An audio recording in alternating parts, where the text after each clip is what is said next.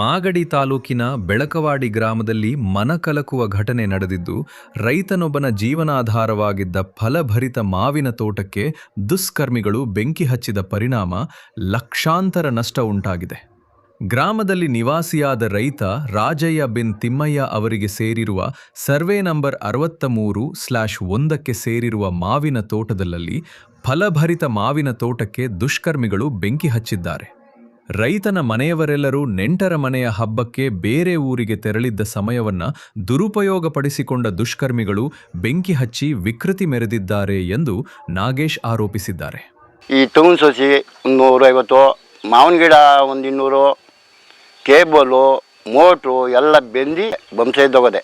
ಬೆಂಕಿಯ ಕೆನ್ನಾಲಿಗೆ ತೋಟದಾದ್ಯಂತ ವ್ಯಾಪಿಸಿ 160 ಫಲಭರಿತ ಮಾವಿನ ಮರಗಳು, 70 ತೆಂಗಿನ ಮರಗಳು, 40 ಜೆಟ್ ಪೈಪು, ಕೊಳವೆ ಬಾವಿಗೆ ಅಳವಡಿಸಿದ್ದ ಮೋಟರ್ ಹಾಗೂ 150 ಮೀಟರ್ ಕೇಬಲ್ ವೈರ್ ಸಂಪೂರ್ಣವಾಗಿ ಸುಟ್ಟು ಕರಕಲಾಗಿದೆ.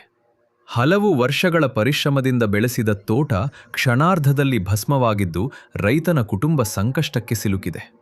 ಈ ಸಂಬಂಧ ಮಾಗಡಿ ಆರಕ್ಷಕ ನಿರೀಕ್ಷಕರಿಗೆ ದೂರು ನೀಡಿದ್ದು, ತೋಟಕ್ಕೆ ಬೆಂಕಿ ಹಚ್ಚಿದ ದುಷ್ಕರ್ಮಿಗಳನ್ನು ಬಂಧಿಸಿ ಕಾನೂನು ಕ್ರಮ ಕೈಗೊಳ್ಳುವಂತೆ ಆಗ್ರಹಿಸಲಾಗಿದೆ.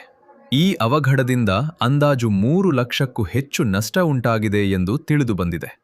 ಕಂದಾಯ ಅಧಿಕಾರಿಗಳು ಸ್ಥಳಕ್ಕೆ ಭೇಟಿ ನೀಡಿ ನಷ್ಟ ಪರಿಶೀಲನೆ ನಡೆಸಿ ಪರಿಹಾರ ಒದಗಿಸಬೇಕು ಎಂದು ತಹಶೀಲ್ದಾರ್ ಶರತ್ ಕುಮಾರ್ ಅವರಿಗೆ ಮನವಿ ಸಲ್ಲಿಸಲಾಗಿದೆ. ಬೇಕು ಅಂತಾನೆ ಹೊಟ್ಟೆಯವರಿಗೆ ಮಾಡಿರೋದು ಸರ್. ನಾವು ಅವ್ರಕ್ಕೂ ನೋಡಲ್ಲ. ನಮ್ಗೆ ಈ ತರ ಅನ್ಯಾಯ ಕೆಲಸ ಮಾಡವ್ರೆ ಬಡವರು. ನಾವು ಕೂಲಿ ಮಾಡ್ಕೊಂಡು ತಿನ್ನೋರು. ಈ ಕೂಲಿಂದ ಮಾಡ್ಕೊಂಡು ಮಣ್ಗೋಗಿರೋದು ಸರ್. ಯಾರ ತೀರೋಗಿರೋದಕ್ಕೆ ಕೆಲಸ ಮಾಡೋರಲ್ಲ ಸರ್. ನಾವು ಬಂದು ಕೆಡ್ತಿಲ್ಲ ಅಂದ್ರೆ ಮನೇನೆ ಸೌಲಭ್ಯ ಇಲ್ಲ ಸರ್. ಎಲ್ಲ ಗಫ್ನ ಆಗೋದು. ಅಧಿಕಾರಿಗಳು MLA ಗಳು ಎಲ್ಲ ಬಂದು ನಮ್ಗೆ ಅದೇನ್ ನೋಡಿ ಮಾಡ್ಬೇಕು.